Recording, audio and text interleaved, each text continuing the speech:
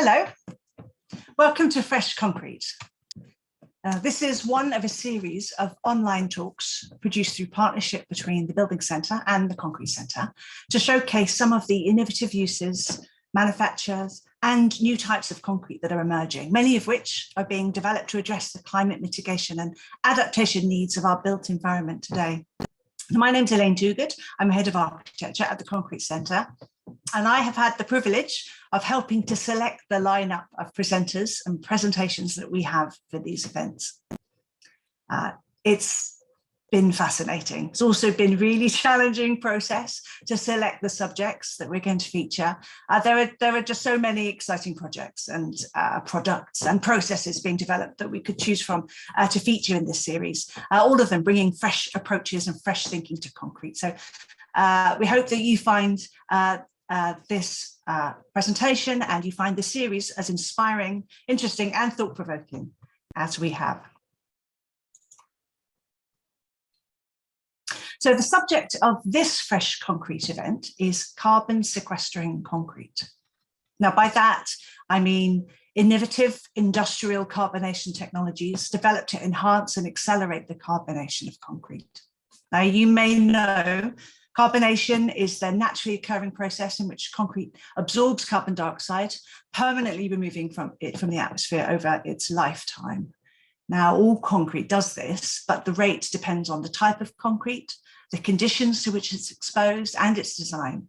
So in steel reinforced structures, carbonation is designed to be limited to protect the steel reinforcement in there. And you can see from these images some samples of concrete in which the carbonation process is being tested. The grey concrete around the outside is fully carbonated. That is, it's reacted with the carbon dioxide in the atmosphere and permanently locked it into the concrete there. But the pink has yet to carbonate. And much of it is unlikely to do so, actually, until that concrete is eventually crushed or crushed for use as recycled aggregate. And it's at that point then that those new multiple surfaces of that internal concrete, shown in pink there, that they're now new surfaces are created and then newly exposed to the atmosphere, and so accelerating that carbonation process. So it's well understood, this process of carbonation, as a technical design consideration for engineers. The carbonation of concrete has, however, recently been recognised by the IPCC, that is the Intergovernmental Panel on Climate Change, as an important carbon emissions sink. And the UK government has also recognised that this process needs to be accounted for in its greenhouse gas emissions. And so it's commissioned research to develop a robust method to assess the role of concrete in the absorption of carbon across our whole built environment. And actually, we're only the second country in the world to explore this after Sweden. And so as a result of this research, it should help to improve the accuracy of UK greenhouse gas accounting. So that is a short summary of the natural process of carbonation of concrete, just to provide a bit of context for the following presentation from CarbonCure. So CarbonCure will be presenting one example of this new technology that's been developed to enhance and accelerate the process of carbonation, and it's often called industrial carbonisation. In other words, permanently locking in that carbon, but as part of the manufacturing process, so bringing it forward in that process. CarbonCure were joint winners of the NRG COSIA Carbon X Prize in 2021, joint winners together with CarbonBuilt, the focus of another Fresh Concrete recording. Each of them demonstrate a different way in which concrete can be manufactured using carbon dioxide, in doing so, reducing both the embodied carbon of the concrete, but also permanently locking in that captured CO2 emission. Deployment of these technologies to avoid and reduce carbon emissions was described by the judges of that competition as a game changer for global decarbonisation. So I would now like to introduce you to Eric Dunford, Senior Director of CarbonCure, joining us from across the pond in Canada. All right, well, thank you, Elaine, for the introduction, and thank you as well for the invitation to participate today. So as Elaine described, I'm here to talk a little bit about our technology that we've been working on here at CarbonCure. And before I do that, I want to set the stage a little bit. I know we don't want to spend too much time talking about the challenge here. But if we look at concrete as a material and why it's such a fascinating material and why it's really important that people like Elaine are running these sessions, is that when we look at global emissions, concrete is a really large contributor, as much as 7% of annual emissions across the globe. And when you're talking about built structures, it is typically the largest source of these embodied carbon emissions.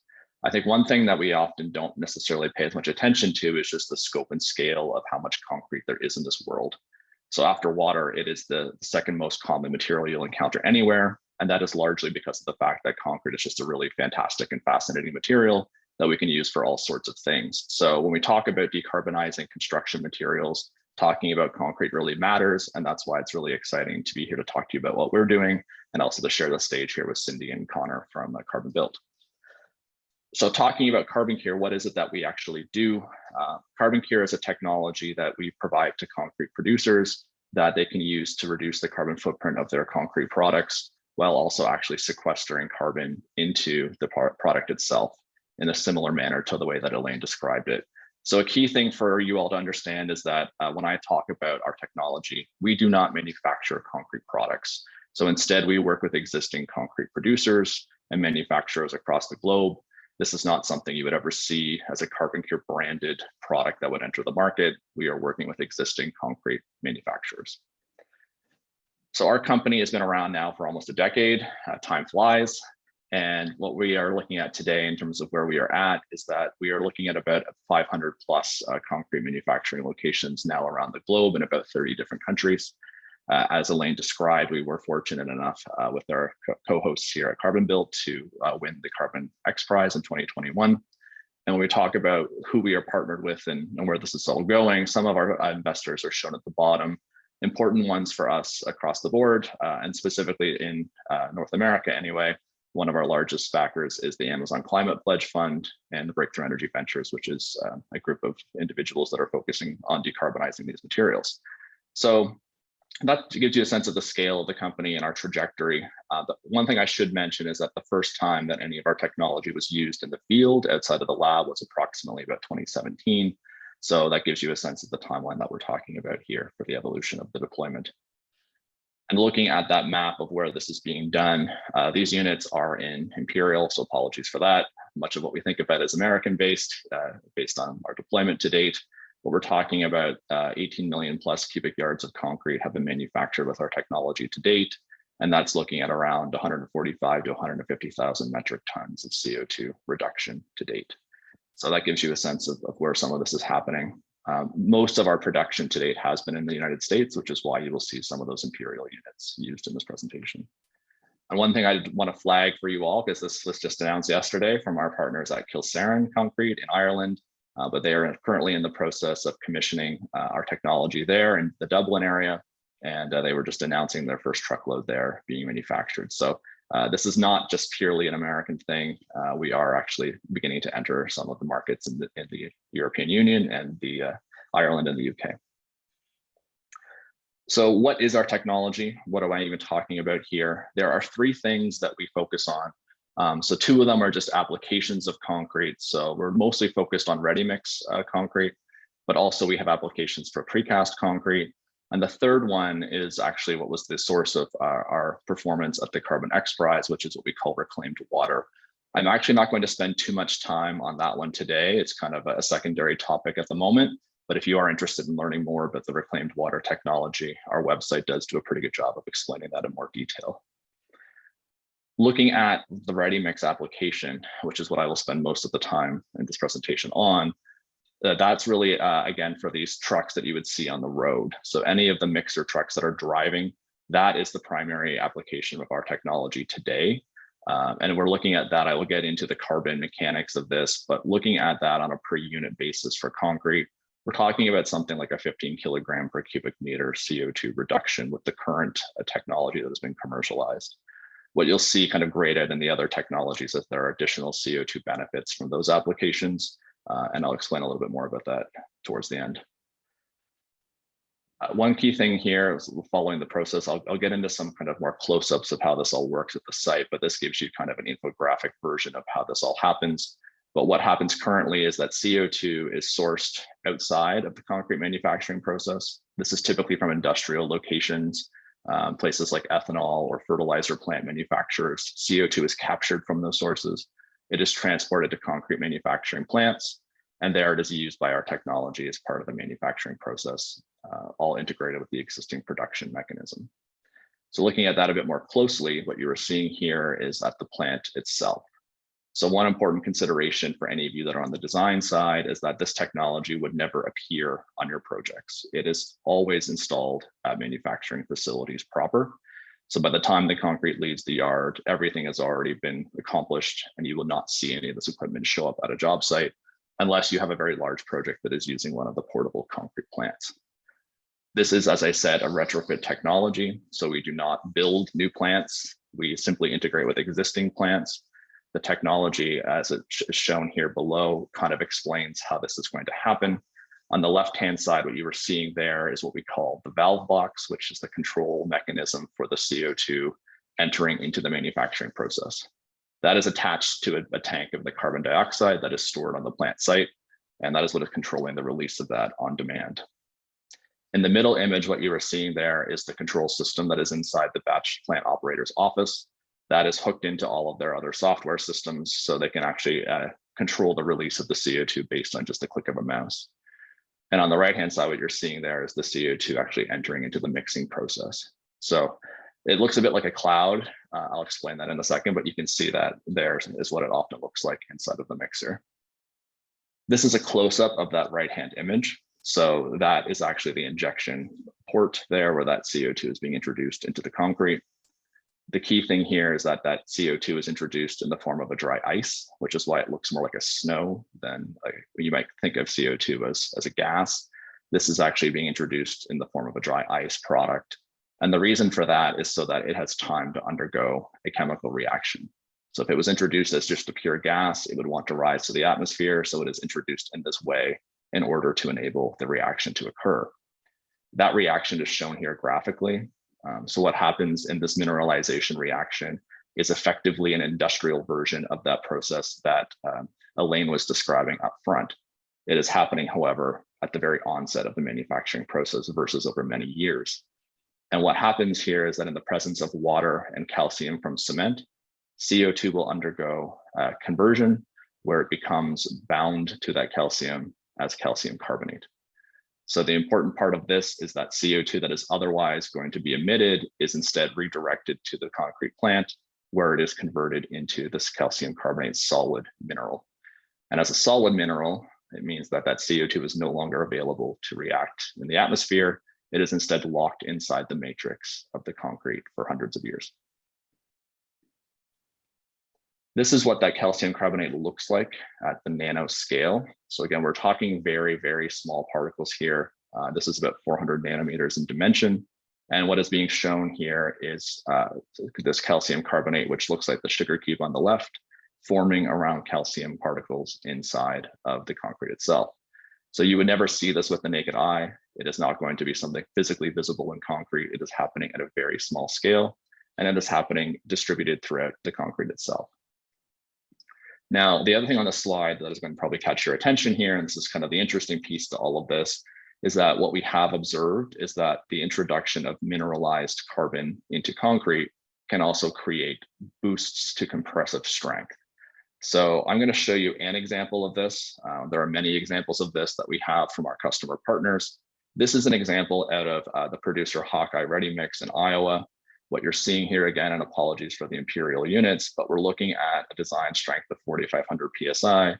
The mix design for that is shown there. What is being shown is two conditions. The original mix design that this customer of ours is using, which is shown in the black, and then the same mix design there shown in the black with the addition of CO2 on top of that. So you can see here that the strength is actually increasing versus those controls. This is, again, one customer example. There are many of these that exist, but this is just to give you an idea of what we would normally see. So the introduction of these nanoparticles of calcium carbonate does appear to increase the strength of these mixes, and that is a really important part of this whole process. So thinking along those lines, if what we know is that adding CO2 into concrete during the manufacturing stage can create the strength performance benefit, then what can we leverage that for? is higher strength concrete necessarily the desirable end state? Well, in our case, what we actually do with our partners is something a bit more convoluted, which is that those customers can leverage that increased strength efficiency to remove some quantity of cementitious material from their mixes, and then be able to deliver concrete that has the same performance and strength profile, but with less cement. So seeing here on this graph, again, this is probably the most difficult one to follow that I'll present today and the most technical. But on the left-hand side, you're seeing in these gray bars that control concrete mixes. So again, a standard baseline mix that is probably 100% Portland cement. In the middle, you are seeing in black that same mix with some quantity of cement removed from the mixture. And so that is obviously showing a lower strength profile than the original. That is what you would expect, as cement is the key strength ingredient in concrete. On the right in the orange, that is that black mixture with the reduced cement where CO2 has been added into that mixture. And what you can see there is that the goal that we work towards with our customers is to fine tune their production so that they are able to deliver concrete that meets the strength requirements, but they're doing so through a mixture of a lower cement profile and then also with the CO2 working to add strength efficiency. So that's really the two things to understand about CarbonCure and understand about this mineralization is that number one, concrete can store the CO2 beneficially early on. And then number two is that that can create opportunities for a more optimized mix design. Looking at other attributes of concrete, thinking about things like fresh or hardened properties, the other important part of all of this is that none of these other properties appear to be affected by this mineralization of the CO2. So if you want to color concrete, you can still do so. If your concerns are around freeze thaw, that does not appear to be an issue. The pH does not change. You can pump the concrete. Kind of all of the standard things you would do with concrete are still viable. From a durability lens, this is also an area that we are actively exploring today. As I mentioned, 2017 was one of the first times we would have seen this happening in practice in the real world. So we are looking at that real world data on durability and also conducting a number of studies with a number of different external partners to assess long-term durability of concrete made with carbon. In the European Union, that will be through the EN standard eventually, which we have not done to date. But here domestically in North America, we have done a number of pieces of research on this. And as you can see here, what it appears to show from all the work that has been done to date on the durability characteristics of concrete is that this mineralized CO2 is generally neutral, and in some cases might actually be providing a positive effect on some of the characteristics. So looking at the carbon reduction, again, of this current technology that we are working on in the ready mix space, it is typically around 15 to 20 kilograms per cubic meter of concrete. So that is not a silver bullet solution. And I think you will find that in the concrete world is that there are no silver bullet solutions to removing carbon from the product. It is going to take a variety of approaches, a variety of technologies to accomplish this. And that's just there to give you a sense of where things are with this one application. With the reclaimed water technology that we are currently commercializing, we expect that figure to double to triple. So looking at some real world examples, I'm going to show you one that's a commercial building and one that is more of a paved surface. This is the Amazon's HQ2 building, which is being built just in the periphery of Washington, DC. This is their secondary headquarters on the East Coast. This project actually just topped out last week. And our technology has been used in every ounce of concrete that has gone into that building, from the flooring and the footings up to the roof. And you can see there that using this technology as part of this construction has yielded a CO2 reduction of approximately 1,043 metric tons. So this is probably one of the larger commercial buildings that we have seen. There are also a number of multi-story, tall tower buildings in Chicago and other places that are similar, but this is one of the largest commercial buildings that has been done to date. Looking at more of a infrastructure-oriented lens, this is a de-icing facility in Calgary, Alberta. So if you've never been to Alberta, one, you are depriving yourselves of seeing some fantastic glaciers and mountains, so you should definitely go check it out. But secondly, you will probably not appreciate the temperature swings that occur in this province. Calgary ranges from -30 Celsius in the winter to +35 Celsius in the summer. So it's a very demanding environment. And obviously as an airport tarmac, which is having de-icing agents sprayed on it, this is a very high stress environment for concrete. This project was completed in about 2019. You can actually read some articles on this that the engineers involved have written. But this project, looking at it, was done with our technology as well, and about 160 metric tons of CO2 were reduced for this one pad at the airport there. So I'm going to close my presentation here shortly, but I wanted to talk a little bit about, one of the questions we often get is, okay, I really want to help decarbonize the concrete environment. How do I do so? Again, much like I was saying in terms of the technology application, that there are going to be a number of solutions that have to work together here. I also wanted to highlight that for all of you on the line, all of us play some role in enabling innovation in this space. And that is if you are everything from a developer to a contractor, to an owner, to the actual technology company or a concrete producer, there's a role for all of us in this process. So currently, when we look at some of the behaviors and practices that are dominant in the industry, a lot of these things are actually inhibiting innovation. So things like prescriptive specifications that set minimum cement requirements, things like design RFPs that only request cost information, codes and standards are not yet mature enough to consider how CO2 utilization in concrete should be governed. I think, Elaine, you were describing that the UK government is among the first to think about that from a carbon accounting perspective. So that just gives you a sense of how early on we are in this process. And then finally, in terms of public policy and government support, there is really not a whole lot happening just yet in some of these hard to abate sectors like concrete and cement. So in the future, one thing we're all actively working towards here is if you're on the design side, then I think it would be really helpful to consider specifying performance versus minimum cement requirements, conveying your interest for lower carbon solutions to some of your service vendors that are involved in these projects. And then on the more like regulatory side and some of the more engineering sides is that we do need to spend more time on codes and standards. And we do need more supportive public policies that will help us help these industries move forward into a greener economy. So that again, that's just an overarching view of this, but I don't want to give you the sense that this is an easy thing that just using CarbonCure or Carbon Built is going to solve the whole challenge. It is very much an ecosystem-wide challenge. So with that, I am going to end my presentation. Thank you for having me join you today. Thank you very much, Eric. And have you stopped sharing your screen now? I think you may have done. That's fantastic. Thank you. Really, really good, insightful, and absolutely to time, which is brilliant. So we have got quite a lot of questions, some quite technical ones too, so be prepared. There's clearly a lot of interest. So a few ones that have come through related to the pH, the resultant alkalinity, wondering whether, and the potential impact on reinforcement. Would you like to talk a little bit about that? Is Absolutely. this used for reinforced concrete, or is it still with mass concrete? Yes, so that questioner is rightly pointing to the fact that carbon dioxide is acidic in its base compound. In our case, that conversion of the CO2 to the calcium carbonate does happen within seconds to minutes. So before it's ever exposed to a steel rebar or any other reinforcement, there would be no CO2 left in the mixture in that format. So we have done studies looking at very high doses of CO2, and even at doses that are much greater than you would experience in practice, we are not seeing any decline to the pH. I did have a slide on that, should have kept it in, but very much happy to share information on that if that's helpful. I'm sure it seems every time I talk about anything like this, it's usually the first question, especially that an engineer is going to ask on that. So absolutely right. So great. So you mentioned something there. There's also been some questions about the timing that it takes.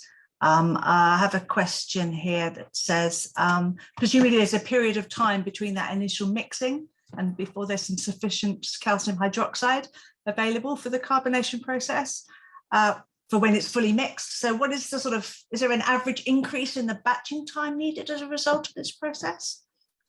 Yeah, it's actually really not affecting the batching time process at all. It is usually added in with the trim water that is happening at the plant. So it is quite short in terms of introduction, and there is no delay in terms of the timing. So again, this is a really thermodynamically favorable reaction. It wants to occur, and it happens very rapidly, again, within kind of a minutes timeline. So we're not seeing any changes to a traditional project timeline or moving of the concrete out of the plant.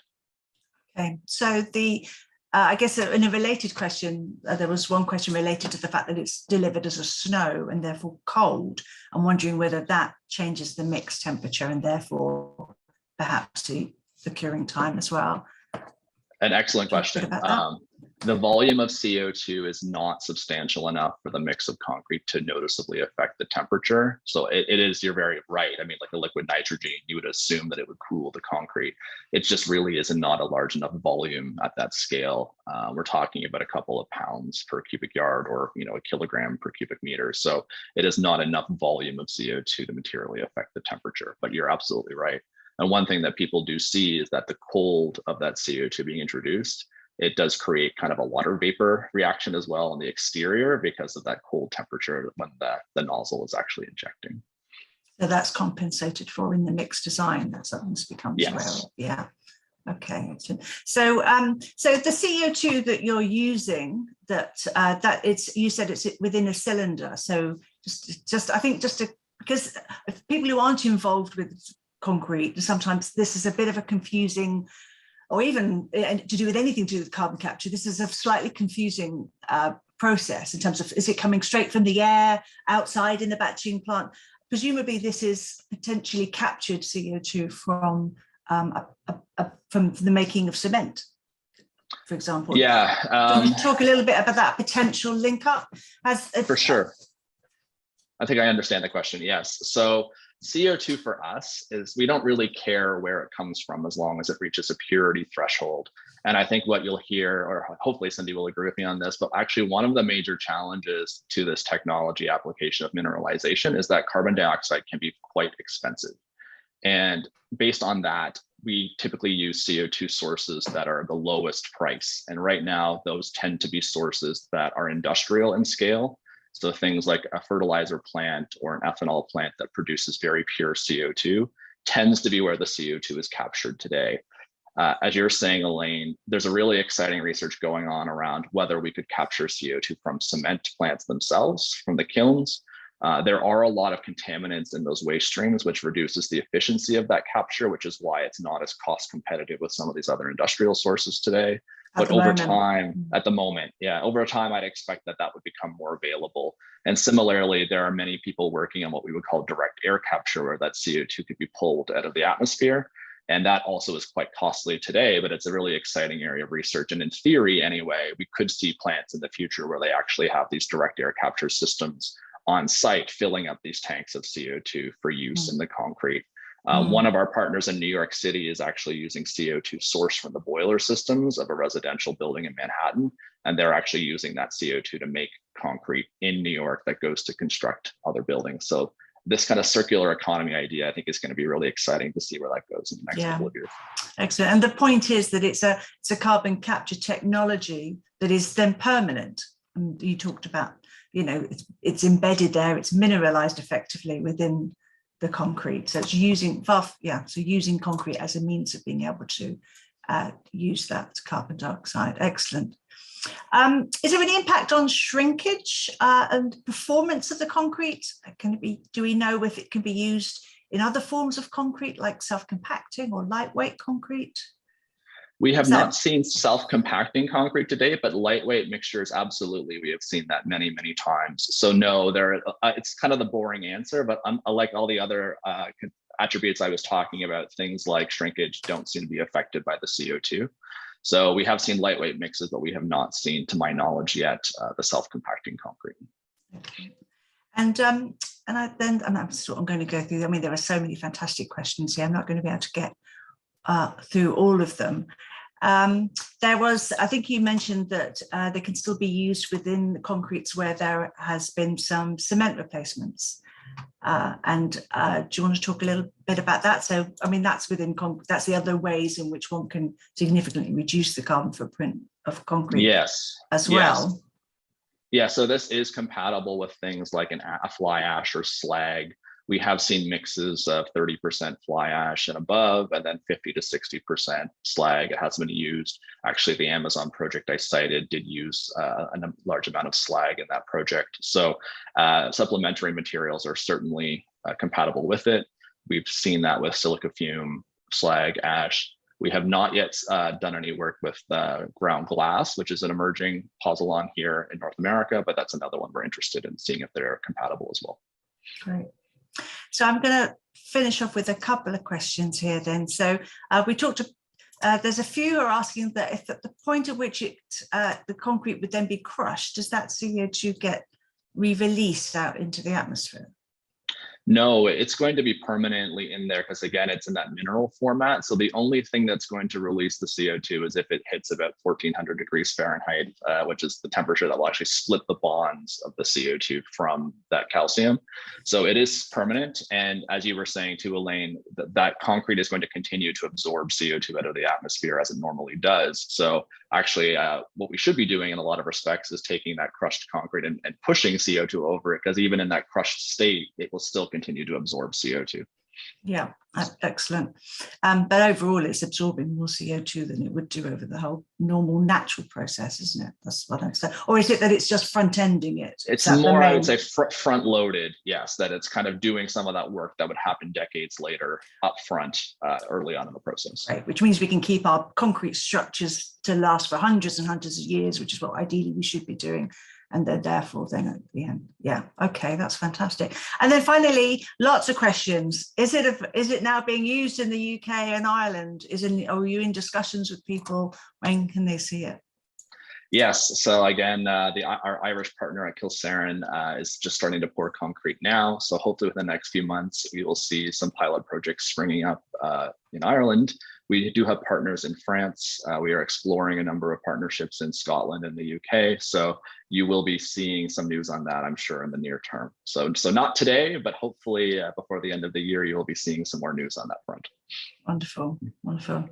Well, thank you very much for your presentation, Eric. It was excellent. And thank you to everybody for all of your questions. I'm sorry that we don't have time to answer them all, but I'm sure that they can be directed directly to your company if people have some specific questions. I think. Absolutely. Careful what you wish for. I welcome all questions, even if I don't know the answers to them. So okay. Thank you again for the questions, and thank you, Elaine. Thank you very much.